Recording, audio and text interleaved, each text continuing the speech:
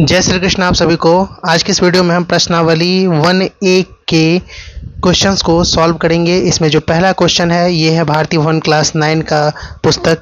इसमें जो पहला क्वेश्चन है, पहला का ए जो है उसमें पूछ रहा है प्रत्येक पूर्णांक एक परिमेय संख्या भी है। क्या सारे जो पूर्णांक होते हैं वो एक परिमेय संख्या भी होते हैं? तो आंसर हो जाएगा हाँ होते हैं। क्यों होते हैं वो जान लो पहले। पूर्णांक में क्या होता है ना कि सारे के सारे निगेटिव नंबर यानी कि जो ऋणात्मक संख्या होता है, जीरो और धनात्मक संख्या सब के सब पूर्णांक में आ जाते हैं। और परिमेय संख्या जितने भी चाहे निगेटिव नंबर हो, जीरो हो या फिर धनात्मक संख्या यानी कि पॉजिटिव नंबर हो, सब के सब परिमेय संख्या भी होते हैं। कैसे देख लो। यहाँ पहला के फर्स्ट का हो जाएगा सत्य और एग्जाम्पल रूप में हम इजी करके लिखेंगे। इसमें जो है प्रत्येक क्वेश्चन था प्रत्येक पूर्णांक एक परिमेय संख्या होता है। तो पूर्णांक तो -3 भी है, तो -3 के साथ कुछ नहीं है तो हम लिख सकते हैं -3 के नीचे में कुछ नहीं है तो 1 लिख सकते हैं। और कोई भी चीज़ P/Q के फॉर्म में आ जाता है हाँ, तो वो एक तरह का परिमेय संख्या हो जाता है। अच्छा ये बताओ, पूर्णांक में तो जीरो भी आएगा तो हम जीरो को 0/1 के रूप में लिख सकते हैं, जिसके नीचे कुछ नहीं होता है उसके नीचे हम 1 लिखते हैं। तो 0/1 के रूप में लिखते हैं तो क्या है ना कि ये भी एक परिमेय संख्या है। 3 है, 3 के भी नीचे कुछ नहीं है तो इसे हम 3/1 के रूप में लिख सकते हैं। तो ये भी एक परिमेय संख्या हो गया। यानी कि हमने एक निगेटिव नंबर दिखा दिया, एक जीरो दिखा दिया, एक धनात्मक संख्या भी दिखा दिया। अब दूसरा क्वेश्चन है, दूसरा क्वेश्चन में पूछा जा रहा है प्रत्येक भिन्न एक परिमेय संख्या है। जितने भी भिन्न हैं क्या वो एक परिमेय संख्या है? तो नहीं, सारे भिन्न एक परिमेय संख्या नहीं होते हैं। क्योंकि परिमेय संख्या की भिन्न की बात करें तो जितने भी पॉजिटिव नंबर हैं, जितने भी धनात्मक संख्या है वो ही भिन्न होते हैं। जैसे कि 3, 4, 5, 5 भी एक तरह का भिन्न है क्योंकि 5 के नीचे कुछ नहीं है तो 1 है। तो प्रत्येक भिन्न एक तरह का परिमेय संख्या, ये सही है। प्रत्येक भिन्न एक परिमेय संख्या होता है लेकिन प्रत्येक परिमेय संख्या भिन्न नहीं हो सकता है। देखो कैसे, मैं बताता हूँ आपको। भिन्न जो होता है, प्रत्येक भिन्न जो होता है वो भिन्न में सिर्फ और सिर्फ पॉजिटिव नंबर यानी कि धनात्मक संख्या आते हैं। तो 1, 2, 3, 4, 5 कुछ भी ले लो, उसके नीचे कुछ नहीं है तो 1 तो लिख सकते हो। जैसे 5 ले लो, 5 के नीचे कुछ नहीं है तो 1 डाल दोगे। तो ये एक तरह का भिन्न है लेकिन ये एक परिमेय संख्या भी है, ठीक है। लेकिन अगर यहाँ पर -5/1 होता तो वो परिमेय संख्या तो होता लेकिन भिन्न नहीं होता। यानी कि प्रत्येक भिन्न एक परिमेय संख्या हो सकता है लेकिन प्रत्येक परिमेय संख्या एक भिन्न नहीं हो सकता है। कैसे मैं दिखाता हूँ। यहाँ पर हम दूसरा का भी लिखेंगे सत्य। दूसरा भी जो हो जाएगा वो सत्य। क्यों? क्योंकि उसमें पूछा प्रत्येक भिन्न एक परिमेय संख्या है। तो भिन्न क्या क्या हो जाएगा, देखो 3 है, 3 के नीचे कुछ नहीं है। यहाँ पर एग्जाम्पल लिख देता हूँ, एग्जाम्पल के तौर पर 3 के नीचे कुछ नहीं है तो 1 दे देंगे। तो ये एक तरह का भिन्न है। क्या है ये? भिन्न भी है और ये एक तरह का परिमेय संख्या भी है। तो ये भिन्न भी है और परिमेय भी है। अगर हम 5/2 दे दें तो ये एक तरह का भिन्न है क्योंकि ऊपर में 5 है और 5 भी धनात्मक संख्या है, 2 भी धनात्मक संख्या है। तो ये भिन्न है। क्या है? भिन्न है और परिमेय संख्या भी है, ठीक है। तो ये ध्यान रखना, जितने भी भिन्न होते हैं वो सब के सब पॉजिटिव नंबर के साथ होते हैं यानी कि धनात्मक संख्या के साथ होते हैं। और जितने भी भिन्न हैं वो परिमेय संख्या इसीलिए हो जाएंगे। लेकिन परिमेय संख्या की खासियत क्या है ना कि परिमेय संख्या में अगर जीरो भी है, जैसे ये 0/1 है तो ये भी परिमेय संख्या है। ये -3/1 है, ये भी परिमेय संख्या, और ये 3/1 है तो ये भी परिमेय संख्या है। लेकिन भिन्न का सिंपल सा है, जो धनात्मक संख्या होगा वही भिन्न कहलाएगा, ठीक है। जो धनात्मक होगा वही भिन्न कहलाएगा। यहाँ एक चीज़ और आपको ध्यान रखना है कि 0/1 भी भिन्न नहीं होगा क्योंकि 0/1 धनात्मक नहीं है। 0/1 का मतलब 0/1 का मतलब भी जीरो ही होता है और जीरो ना ही धनात्मक है और ना ही ऋणात्मक है। इसीलिए 0/1 भी भिन्न नहीं होगा। सिर्फ और सिर्फ धनात्मक संख्याएं जो होंगी सबके सब वही भिन्न होंगे। अब आ जाओ नेक्स्ट क्वेश्चन पे जो कि है सी। प्रत्येक प्राकृतिक संख्या एक पूर्ण संख्या होती है। क्या सारी प्राकृतिक संख्या एक पूर्ण संख्या होती है? तो नहीं होती है, असत्य हो जाएगा। क्यों? क्योंकि रुको एक मिनट मुझे चेक नहीं है, हाँ ये सत्य हो जाएगा, सत्य होगा क्योंकि प्रत्येक प्राकृतिक संख्या पूछ रहा है वो एक पूर्ण संख्या हो जाएगी। अच्छा मैं बताता हूँ क्यों। प्राकृतिक संख्या जो होती है वो 1, 2, 3, 4, 5, 6, 7, 8 1 से स्टार्ट होता है और अनंत तक जाता है। और पूर्ण संख्या जो होता है वो 0 से स्टार्ट होता है अनंत तक जाता है, जिसमें 1, 2, 3, 4, 5 आ जाता है। तो जितने भी प्राकृतिक संख्या है वो पूर्ण संख्या हो सकती है, क्योंकि पूर्ण संख्या में क्या होता है ना, जीरो के अलावा बाकी सारे तो प्राकृतिक ही संख्या होते हैं। क्योंकि प्राकृतिक संख्या स्टार्ट होता है 1 से लेकर अनंत तक और पूर्ण संख्या स्टार्ट होता है 0 से लेकर अनंत तक, है ना। तो प्रत्येक प्राकृतिक संख्या पूर्ण संख्या हो सकते हैं, लेकिन प्रत्येक पूर्ण संख्या प्राकृतिक संख्या नहीं हो सकता है, क्योंकि पूर्ण संख्या में 0 के अलावा बाकी सब के सब तो प्राकृतिक ही संख्या होती है। तो इसीलिए प्रत्येक प्राकृतिक संख्या एक पूर्ण संख्या हो जाएगा, ये सत्य होगा। तीसरा में कुछ इस तरीके से आपको सत्य लिख देना है और एग्जाम्पल के रूप में, उदाहरण के रूप में आपको लिखना है प्राकृतिक संख्या क्या होता है। जब भी प्राकृतिक संख्या की बात किया जाए तो प्राकृत संख्या जो होता है वो उसका एग्जाम्पल ले लेना आप, 1 2 3 और चलते रहेगा। पूर्ण संख्या क्या होता है, पूर्ण संख्या ऐसे लिख देना, पूर्ण संख्या 0 से शुरू होता है और बाकी सब सेम टू सेम प्राकृतिक संख्या जैसे ही होते हैं। तो ऐसे कुछ कर देना। तो ये आपका थर्ड क्वेश्चन बन जाएगा। अब यहाँ पर हम डी नंबर देखेंगे, जिसमें बोल रहा है प्रत्येक पूर्णांक एक पूर्ण संख्या होती है। क्या जितने भी पूर्णांक हैं वो सब के सब एक पूर्ण संख्या होती है? तो पहले चेक करेंगे, नहीं हो सकती है। क्यों? क्योंकि पूर्णांक जो होता है उसमें पॉजिटिव नंबर यानी कि धनात्मक संख्या, जीरो और निगेटिव नंबर यानी कि ऋणात्मक संख्या सब आता है, और पूर्ण संख्या में क्या होता है, सिर्फ और सिर्फ जीरो और धनात्मक संख्या आता है। तो सारे पूर्णांक एक पूर्ण संख्या नहीं हो सकते हैं, ठीक है। लेकिन सारे पूर्ण संख्या पूर्णांक हो सकते हैं। अगर क्वेश्चन उल्टा होता कि क्या सारे पूर्ण संख्या एक पूर्णांक है, तो ये होता, क्योंकि पूर्ण संख्या में तो 0 से लेके 1 2 3 स्टार्ट होता है, और पूर्ण संख्या में तो 0 1 2 3 आ भी जाता है, साथ में निगेटिव भी आता है। तो सारे पूर्ण संख्या पूर्णांक होंगे, लेकिन प्रत्येक पूर्णांक एक पूर्ण संख्या नहीं होगा। कैसे आपको लिखना है, मैंने वैसे 1 2 3 करके लिख लिया, लेकिन ABCD करके था तो मैं D का लिख देता हूँ और यहाँ पर असत्य लिखता हूँ और उसको समझो। क्योंकि पूर्णांक क्या होते हैं, पूर्णांक ऐसे करके आपको इसमें भी समझा देना है एग्जाम्पल। पूर्णांक में क्या होता है ना, पूर्णांक में 0 भी आते हैं और 0 के दाहिने साइड 1 2 3 4 चलते हैं, और बाएं साइड -1 -2 -3 चलते हैं। तो पूर्णांक ऐसे होते हैं। और पूर्ण संख्या क्या होते हैं, पूर्ण संख्या क्या होते हैं, पूर्ण संख्या का सिंपल है कि 0 भी आएगा उसमें और सारे के सारे पॉजिटिव नंबर भी आएंगे। तो 0 से स्टार्ट होगा और सारे के सारे पॉजिटिव नंबर इसमें चलते हैं।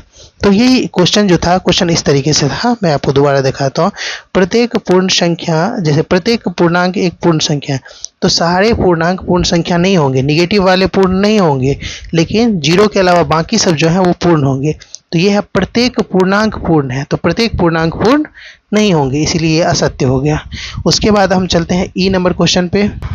ई नंबर क्वेश्चन हमसे बोल रहा है कि प्रत्येक पूर्ण संख्या एक प्राकृत संख्या होती है। क्या प्रत्येक पूर्ण संख्या, जितने भी पूर्ण संख्या हैं, ठीक है, वो एक प्राकृतिक संख्या होती है? तो प्रत्येक पूर्ण संख्या प्राकृतिक संख्या नहीं होंगी, ठीक है। क्यों नहीं होंगी बताता हूँ। ई में था प्रत्येक पूर्ण संख्या एक प्राकृतिक संख्या है, तो ये हो जाएगा असत्य। और हम लिख देंगे, पहले पूर्ण संख्या लिखते हैं। पूर्ण संख्या के बारे में लिखेंगे तो पूर्ण संख्या 0 से स्टार्ट होगा और चलते जाएगा। और प्राकृतिक संख्या जो होती है, प्राकृतिक संख्या वो किससे स्टार्ट होती है, तो प्राकृतिक संख्या स्टार्ट होती है 1 से और चलती जाती है। तो ये अभी आप ही बताओ कि प्रत्येक पूर्ण संख्या, प्रत्येक मतलब तो हर एक होता है और हर एक में तो 0 भी आ जाता है, तो प्रत्येक पूर्ण संख्या क्या प्राकृतिक संख्या है? नहीं है। लेकिन अगर क्वेश्चन होता प्रत्येक प्राकृतिक संख्या पूर्ण संख्या है, तब ये सही होता, क्योंकि पूर्ण संख्या में तो सारे के सारे प्राकृतिक संख्या आते हैं, लेकिन प्राकृतिक संख्या में 0 के अलावा बाकी सब आते हैं, 0 नहीं आते हैं, इसीलिए प्रत्येक पूर्ण संख्या एक प्राकृतिक संख्या नहीं हो सकती। अब हम F नंबर क्वेश्चन देखेंगे जो F में है। प्रत्येक परिमेय संख्या एक पूर्णांक होता है।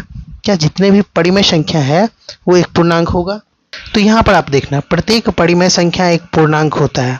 देखिए पूर्णांक में क्या होता है, पूर्णांक की खासियत कि पूर्णांक में 0 भी आएगा, निगेटिव नंबर भी आएंगे और धनात्मक संख्या भी आएगा, ठीक।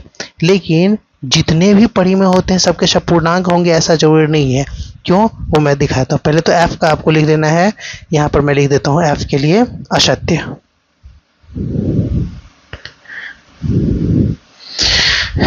अब हम पूर्णांक के बारे में लिख देंगे। पूर्णांक के बारे में क्या खासियत है, तो पूर्णांक में यहाँ पर एग्जाम्पल के रूप में लिख रहा हूँ मैं, ये अलग है। पूर्णांक में हो जाएगा 0 के दाएं साइड 1 2 3 4, बाएं साइड -1 -2 और ऐसे चलते रहेंगे। तो अब देखो पूर्णांक में अगर 3 को देखोगे, पूर्णांक में अगर आप 3 को देखोगे तो 3 के नीचे कुछ नहीं है तो 1 डाल दोगे, तो ये तो परिमेय संख्या हो जाएगा। 2 के नीचे कुछ नहीं है तो 1 डाल दोगे, ये भी एक तरह का परिमेय संख्या होगा। लेकिन अगर कोई मैं परिमेय संख्या माना, एक परिमेय संख्या मान लेते हैं जो 4/3 है, ये एक परिमेय संख्या। लेकिन क्या इस माना है कि ये एक परिमेय संख्या है। अब क्या ये पूर्णांक है 4/3? तो पूर्णांक नहीं है। 4 के साथ कुछ नहीं है तो नीचे में 1 आएगा, 4 के नीचे 3 नहीं आ सकता है, ठीक है। तो 4/3 परिमेय संख्या तो है लेकिन पूर्णांक नहीं है, क्योंकि 4 के नीचे कुछ नहीं है। अगर आपको अपने मन से लगाना होगा तो 1 लगाओगे, उससे ज़्यादा कुछ नहीं लगा सकते। इसीलिए प्रत्येक पूर्णांक, प्रत्येक परिमेय संख्या, हर एक परिमेय संख्या जरूरी नहीं है कि पूर्णांक होगा ही। देखो रिक्त स्थानों को पूर्ति करना है, रिक्त स्थानों की, तो इसमें कुछ परिमेय संख्या दिया गया है। 2/3 -1/2 0 5/6 ये सब दिया गया है ना। को बढ़ते हुए क्रम में लिखने पर, इन सबको बढ़ते हुए क्रम में लिखेंगे तो क्या होगा ये हमें जानना है, ठीक ना। तो बढ़ते हुए क्रम मतलब पहले सबसे छोटा, फिर उससे छोटा, फिर उससे छोटा और लास्ट में सबसे बड़ा, यही होता है बढ़ते हुए क्रम। तो इसे बढ़ते हुए क्रम में लिखने के लिए आपको पता होना चाहिए कौन छोटा है कौन बड़ा है, ठीक ना। तो ये पता करने के लिए आपको क्या करना होगा, एक ट्रिक लगाना होगा। अगर देखो एक चीज़ ध्यान रखना, अगर सबका हर एक जैसा है, हर सबका एक जैसा, या नीचे वाला जो होता है ऊपर वाले को अंश और नीचे वाले को हर बोलते हैं, अगर सबका हर एक जैसा है तो जो ऊपर में बड़ा होगा वही बड़ा होगा और जो ऊपर में छोटा होगा वही छोटा होगा, ये ध्यान रखना है। तो सबसे पहला हम काम करेंगे हर को बड़ा करने की, ये हर को एक जैसा करने की कोशिश करेंगे। जैसे कि क्वेश्चन हमारे पास यहाँ पर है, मैं कैमरा फ्रेश कर देता हूँ। देखो क्वेश्चन जैसे कि अपने पास ये है, ठीक है। अब इस क्वेश्चन में कुछ ऐसा है, इसमें हमें क्या करना है, 0 के नीचे कुछ नहीं है तो 1 तो डाल सकते हैं, सबके नीचे 1 रहता है, अगर नहीं रहता है तो 1 डाल सकते हैं। तो अब इन सब में क्या करना है, हर का एलसीएम लेना है। तो हर का एलसीएम क्या हो जाएगा, 3 2 1 का एलसीएम, 3 2 6 का जो एलसीएम हो जाएगा वो हो जाएगा 6 ही हो जाएगा। 3 2 6 का लघुत्तम, एलसीएम मतलब लघुत्तम, आप लघुत्तम निकाल लेना। 3 2 6 का लघुत्तम क्या हो जाएगा, 6 हो जाएगा, ठीक है। तो सबसे पहला काम हमने ये कर लिया, हर का लघुत्तम निकाल लिया। अब 2/3 जो है, यानी कि ये जो 6 लघुत्तम आया है, ये इसके भी हर का, इसके भी हर का, इसके भी हर का और इसके भी हर का है, ठीक है। तो इसका पहाड़ा में अगर इसके, इस वाले के हर का अगर लघुत्तम 6 है तो इसके पहाड़ा में, हर के पहाड़ा में 6 जरूर आएगा, इसके भी पहाड़ा में 6 आएगा, इसके में भी और इसके में भी आएगा। तो हम क्या करेंगे, हमको सबके हर एक जैसा करना है सबसे पहले। तो उसके लिए क्या करेंगे, नीचे वाले में देखेंगे कि कितने से गुना करें कि 6 हो जाए। तो नीचे वाले को जब हम 2 से गुना करते हैं तो 6 हो जाएगा। तो हमें परिमेय संख्या या परिमेय संख्या और या फिर जो हमारा भिन्न होता है उसका नियम कहता है कि अगर आप नीचे कुछ से जितने को गुना करते हो उतने को ही गुना आपको ऊपर में भी करना है। तो नीचे में हमने 2 से किया तो ऊपर में भी 2 से कर देंगे। तो नीचे में 3 दूना 6 हो जाएगा तो ऊपर में भी 4 हो जाएगा। पहला निकल गया। दूसरा में था -1/2, तो हम लिखेंगे -1/2। चूंकि 2 हर है, -1/2 में हर तो 2 है और हर का लघुत्तम 6 है, यानी कि 2 के पहाड़ा में 6 आएगा ही। अब हमें पता करना है कितनी बार में आएगा। 3 बार में आएगा तो ऊपर वाले को भी 3 बार में गुना कर देंगे, तो ये हो जाएगा -3 और ये हो जाएगा 3 दूना 6। अब देखो इसका भी हर, इसका भी हर आपको मिल गया। अब हम क्या कर लेते हैं, थोड़ा सा 0/1 है, 0/1 में हम देख लेते हैं 1 के पहाड़ा में ये 6 कितने बार में आता है। तो 1 के पहाड़ा में ये वाला 6 बार में आएगा, तो ऊपर वाले को भी 6 से गुना कर देंगे। तो 0 को 6 से गुना करेंगे तो 0 ही हो जाएगा और 6 का 6 हो जाएगा। नीचे में है 5/6। अब इस 6 को हम कितने से गुना करें कि ये 6 हो जाए, तो 1 से गुना करेंगे, तो ऊपर में भी 1 से गुना करेंगे तो ये 5/6 हो गया। अब इसे हमें क्या लिखना है, इसे हमें बढ़ते हुए क्रम में लिखना है। क्या करना है, बढ़ते हुए। तो बढ़ते हुए क्रम में लिखने के लिए हमें पता होना चाहिए सबसे पहले सबसे छोटा, हाँ, और सबसे छोटा वही होगा जिसके अंदर पास माइनस लगा होगा। तो माइनस किस में लगा हुआ है, तो माइनस लगा हुआ है, माइनस 1/2 में -1/2 को रिप्रेजेंट करता है -3/6। अब मैं अच्छा एक चीज़ बताता हूँ, ये जो मैंने निकाला है ये और ये, इसको समझो। ये अलग से मैं थोड़ा सा कर देता हूँ, आपको ये अंडरलाइन नहीं करना है, मैंने बस समझाने के लिए किया है। अब इन सब में अगर आप देखो तो हर सब में 6 है। 4/6 जो रिप्रेजेंट करता है वो 2/3 को, -3/6 जो है -1/2 को, 0/6 0/1 को, और 5/6 को ही रिप्रेजेंट करता है। ठीक है, तो हम इसमें देखेंगे सबसे पहले जिसमें माइनस लगा है वो सबसे छोटा हुआ है, तो माइनस लगा है -3/6 में, -3/6 जो रिप्रेजेंट कर रहा है वो -1/2 को, तो सबसे पहले आ जाएगा -1/2, उसके बाद आ जाएगा माइनस, ठीक है, उसके बाद 0/6 आ जाएगा। तो हम ऐसे, ये होता है ग्रेटर देन का चिन्ह होता है, तो ग्रेटर देन ऐसे लगा लेंगे। उसके बाद हम एक और ग्रेटर देन लगाएंगे, देखो -1/2, -3/6 रिप्रेजेंट करता है -1/2 को, तो -1/2 सबसे छोटा, उसके बाद 0/6। ठीक है, हमें पता है ना कि पहले सबसे छोटा माइनस नंबर होता है, उसके बाद 0 होता है। उसके बाद इन दोनों में हम देखेंगे कौन छोटा, तो जब हर एक जैसा हो जाता है तो जिसका अंश बड़ा वही बड़ा और जिसका अंश छोटा वही छोटा। तो 4 और 5 में कौन बड़ा है, 4 और 5 में 5 बड़ा है, तो 5 को बाद में रखेंगे और 4 को पहले लिखेंगे, क्योंकि हम बढ़ते हुए क्रम में लिख रहे हैं। 4/6 रिप्रेजेंट किसको कर रहा है, तो 2/3 को रिप्रेजेंट कर रहा है, तो हम अब लिख देंगे 2/3। और सबसे बड़ा है 5/6 जो रिप्रेजेंट कर रहा है 5/6 को ही, तो लास्ट में 5/6।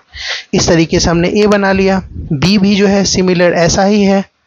बी को देखो, इसमें बोल रहा है परिमेय संख्या ऐसा कुछ दिया गया है जिसे घटते हुए क्रम में लिखना है, छोटा करते हुए लिखना है पहले, यानी कि पहले लिखेंगे सबसे बड़ा, फिर उससे छोटा, फिर उससे छोटा।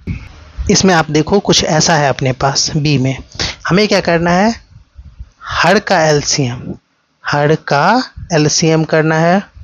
तो पहले हम हर का एलसीएम कर लेते हैं। 4 3 2 का लघुत्तम कितना होगा, तो 4 3 2 का 12 होगा। मैं यहाँ पर करके आपको दिखा देता हूँ। 4 3 2 है, 2 से लगाएंगे, 2 2 नहीं 4, 3 और 2 1 2। अब तो नहीं लगेगा क्यों, तो सीधा गुना कर देंगे, 2 गुने 2 गुने 3, 2 दूना 4 तिया 12 होता है। तो आपको पता चल गया लघुत्तम। तो हर का सारे के सारे जो हर हैं उनका लघुत्तम कर देंगे जो कि 12 होगा। अब हमें क्या करना होगा, सबके हर को एक जैसा करना होगा, तो 3/4 लिख लेंगे, चूंकि 4 का ही तो लघुत्तम 12 आया है, इस वाले 3 और इस वाले 2, 4 3 2, इन तीनों का ही लघुत्तम 12 आया है, यानी कि इन तीनों के पहाड़ा में 12 पक्का आएगा। अब देखना है कितनी बार में आता है, तो 4 के पहाड़ा को जब हम गुना करेंगे 3 से, तो 4 तिया 12 हो जाएगा, तो ऊपर वाले को भी 3 से गुना करना होगा, तो ये हो जाएगा 9/12। अच्छा, उसके बाद है 4/3, तो इस 3 के पहाड़ा में 12 कितने बार में आएगा, तो 4 बार में आएगा, तो ऊपर वाले को भी 4 बार गुना कर देंगे, तो 4 चौके 16/12 हो जाएगा। उसके बाद है 5/2, 2 के पहाड़ा में 12 कितनी बार में आएगा, तो 6 बार में आएगा, तो ऊपर वाले को भी 6 से गुना कर देंगे, तो 6 पंचे 30/12 हो जाएगा। तो इस तरीके से आप देखोगे तो सारे के सारे हर जो हैं वो एक जैसे हो गए हैं। क्या हो गए हैं, एक जैसे हो गए हैं। और चूंकि इन्हें हमें घटते क्रम में घटते हुए क्रम में लिखना है। क्या करना है, घटते हुए क्रम में लिखना है, तो हम लिखेंगे वैसे ही। पहले यहाँ पर एक चीज ध्यान रखो कि तीनों का जो हर है वो एक जैसा हो गया है, तो जब हर एक जैसा होगा तो जिसका अंश बड़ा वही बड़ा और जिसका अंश छोटा वही छोटा। ठीक है, तो अब हमें देखना है घटते हुए क्रम में लिखना है, तो पहले सबसे बड़ा, उसके बाद उससे छोटा, उसके बाद सबसे छोटा होता है। तो पहले सबसे बड़ा कौन है, तो सबसे बड़ा तो 30 है। जब तीनों के हर एक जैसे हो गए तो अंश जिसका बड़ा होगा वही सबसे बड़ा होगा, तो सबसे बड़ा 30/12 हुआ। 30/12 जो है वो 5/2 को रिप्रेजेंट करता है, तो सबसे पहले 5/2 लिख देंगे, और जो बड़ा होता है उसकी तरफ छाता खोल देते हैं ऐसे ग्रेटर देन करके। उसके बाद बड़ा कौन है, 16/12, जो 16/12 रिप्रेजेंट करता है 4/3 को, तो 4/3 लिख देंगे। और उसके बाद है 9/12 जो रिप्रेजेंट करता है 3/4 को, तो ये लिख देंगे। तो इस तरीके से अपना जो है ये वाला क्वेश्चन भी बन गया।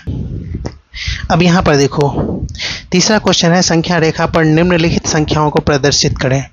तो इसमें बस आपको एक चीज ध्यान रखना है, हर जो हो वो हमेशा बड़ा हो और अंश छोटा हो। हर जैसे कि यहाँ पर हर छोटा है और अंश बड़ा है, तो यहाँ पर अब एक अलग ट्रिक हम अप्लाई करेंगे। लेकिन यहाँ पर देखो हर बड़ा है और अंश छोटा है, यहाँ पर भी हर बड़ा है और अंश छोटा है। जहाँ पर हर बड़ा हो और अंश छोटा हो तो घबराने की आवश्यकता नहीं है, क्योंकि इसे नंबर लाइन पर निम्नलिखित रेखा पर निम्नलिखित संख्या रेखा पर निम्नलिखित को प्रदर्शित करने के लिए बोल रहा है। तो तीसरा का ए में 2/3 है, तो हम इस तरीके से इसे लिख लेते हैं। संख्या रेखा पर प्रदर्शित करने बोला है, तो आपको देखो नीचे में हर में 3 है ना, तो बस इसी चीज़ का ध्यान रखना है। और 3 ऊपर में जो 2 है वो क्या है, नेगेटिव की पॉजिटिव, यानी कि धनात्मक की ऋणात्मक। धनात्मक है तो धनात्मक है तो हमें जीरो के, सॉरी यहाँ पर मैंने नंबर लाइन गलत बना दिया, मैं फिर से बनाता हूँ। अगर धनात्मक है तो हमें जीरो के दायां साइड का ही काम होगा, इसलिए बायां साइड को लिखने की जरूरत है नहीं। अब देखो नीचे में क्या है, 3 है, तो गैप 3-3 का रहेगा, 1 2 और 3 पर हम लिखेंगे 1, ठीक, 1 2 और 3 पर लिखेंगे हम 2 को, समझा। और एक और चीज़, हमें 2 की ज़रूरत नहीं थी लेकिन हमने वैसे ही लिख दिया, एक बढ़ा कर ही लिखना चाहिए। अब देखो ऊपर में 2 है ना, तो आप यहाँ से काउंट करना स्टार्ट, ठीक है, इसके बाद से काउंट करना, इसको 0 के बाद से काउंट करना स्टार्ट करेंगे। ये हो गया 1 और ये हो गया 2, तो यहाँ पर हो जाएगा 2/3 को हमें संख्या रेखा पर आरेखित इस तरीके से कर देना है। यहाँ हो जाएगा 2/3 और इस वाले जो पॉइंट है इसको हम इस तरीके से एक एरो बनाकर दिखा देंगे। यही होगा नंबर लाइन पर रिप्रेजेंट करना। दूसरा क्वेश्चन क्या था, तो दूसरा क्वेश्चन था 7/4। अब आप बोलोगे गुरुजी यहाँ पर तो हर कम हो गया और अंश ज़्यादा हो गया, तो आप क्या करोगे, कुछ नहीं करो। अगर हर ज़्यादा हो गया है ना तो आप दिमाग लगाओ। क्या दिमाग लगाओगे, देखो ऊपर वाला हमेशा, अच्छा बट्टा का मतलब भागा होता है और ऊपर वाला हमेशा बीच में रहता है और नीचे वाला हमेशा ऊपर वाला में भाग लगाता है, ठीक है, ऐसा कुछ होता है। तो हम भाग लगाएंगे, 4 के पहाड़ा में 7 कितनी बार में आएगा, नहीं आएगा, तो उससे छोटा 4 का 4, 7 में से 4 गया तो बच गया 3। उसके बाद हम एंटी क्लॉकवाइज चलेंगे, घड़ी ऐसे चलता है ना ऐसे, तो हम ऐसे चलेंगे उल्टा। जो घड़ी चलता है तो क्लॉकवाइज बोल देंगे जिस दिशा में घड़ी चलता है, और घड़ी के उल्टे दिशा में जाना होता है तो हम उसे एंटी क्लॉकवाइज कहते हैं। तो हम एंटी क्लॉकवाइज चलेंगे, ऐसे करके उल्टा करके, ऐसे करके एक एरो बना लेंगे उल्टा उल्टा करके, और फिर अपना काम हो जाएगा। देखो सबसे पहले हमने 3 नीचे वाला जो था उसे ऊपर लाया, तो नीचे वाला ऊपर हो जाएगा। ये जो ऊपर वाला था इसे हमने बाएं तरफ ले लिया, तो ऊपर वाले को बाएं तरफ ले लो, और जो बायां था उसको हमने फिर से नीचे लाया, तो बायां को 4 को नीचे ले लो। तो असल में 7/4 जो बनता है वो 1.3/4 के रूप में बनता है ना, 1.3/4 के रूप में बनता है। तो ये सब के सब धनात्मक संख्या है। तो आपको जो संख्या रेखा बनानी है धनात्मक बनानी है, तो यहाँ पर 0 के बायां साइड कुछ जगह लेने की जरूरत नहीं है क्योंकि सब कुछ धनात्मक है। नीचे में क्या है, अब आप देखो गौर करोगे तो अब जो बना है हमारा भिन्न, इसमें जो नीचे में हर है वो ज़्यादा हो गया और अंश कम हो गया, जबकि यहाँ पर हर कम पड़ गया था, ठीक, इसीलिए हमें कुछ एक्स्ट्रा दिमाग लगाना पड़ा। अब यहाँ पर दोबारा से इसके जैसे हो गया है, हर नीचे में ज़्यादा है और अंश ऊपर में कम है, तो काम हो गया। अब क्या करेंगे, हम हर 4 है ना, तो 4 का डिफरेंस लेना होगा। तो पहले तो 1 2 3 और चौथे नंबर पर 1 बना लेंगे, फिर 1 2 3 और चौथे नंबर पर 2 बना लेंगे, 1 2 हो गया। अब देखो 1.3/4 है, तो हमें यहाँ से जाएंगे यहाँ तक, तो हम निश्चिंत हो गए, यहाँ तक तो आना ही है हमें, हाँ यहाँ तक तो ले ही लेंगे क्योंकि 1 था तो 1 के बदले 1 को ले लिए। उसके बाद 3 था तो यहाँ से गिनना स्टार्ट करेंगे, 1 2 3, तो यहाँ पर आया है 1.3/4। क्या आया है, तो 1.3/4 यहाँ पर आया है। इसी को आप या करके 7/4, क्योंकि 1.3/4 7/4 को ही फॉर्म करके बनाए हैं हम, तो 7/4 लिख सकते हो, यानी कि यहाँ पर वो रिप्रेजेंट हुआ है। तो एक एरो आप इस तरीके से बना देना, इसके लिए हो गया आपका काम। अब हम सी नंबर क्वेश्चन देखेंगे। सी में भी कुछ नहीं है, -3/5 है, तो आपके पास हर अगर ज़्यादा है तब तो कुछ एक्स्ट्रा करने की ज़रूरत है ही नहीं, तब क्या करोगे, सीधा नंबर लाइन बनाओगे। अच्छा एक चीज़ आप ध्यान रखना कि यहाँ पर जो अंश है वो नकारात्मक है, निगेटिव है। अंश निगेटिव है तो आपको 0 के बाएं तरफ जाना है, सॉरी, मैं यहाँ पर बार बार गलती कर देता हूँ। 0 के बाएं तरफ जाना है तो पहले 0 यहाँ पर रखेंगे, दाएं तरफ कुछ होने की ज़रूरत है नहीं क्योंकि दाएं तरफ का कोई नंबर है नहीं अपने पास। और नीचे में 5 है तो 5 का अंतर रहेगा, 1 2 3 4 और 5वां स्थान पर हम 1 को लिखेंगे। अब देखो ये -1 को लिखेंगे, सॉरी -1 को लिखेंगे, ठीक है। अब देखो यहाँ से गिनना स्टार्ट करो, -1 -2 -3, तो यहाँ पर -3/5 जो हो जाएगा वो आ जाएगा, चाहे नीचे से एरो दो या ऊपर से दो, फर्क नहीं पड़ता है। तो इस तरीके से आपका तीसरा नंबर तक क्वेश्चन बन गया है। इसके बाद भी क्वेश्चन मैं दूसरे वीडियो में करा दूंगा। वीडियो अच्छा लगा हो तो लाइक करें, चैनल को सब्सक्राइब करें।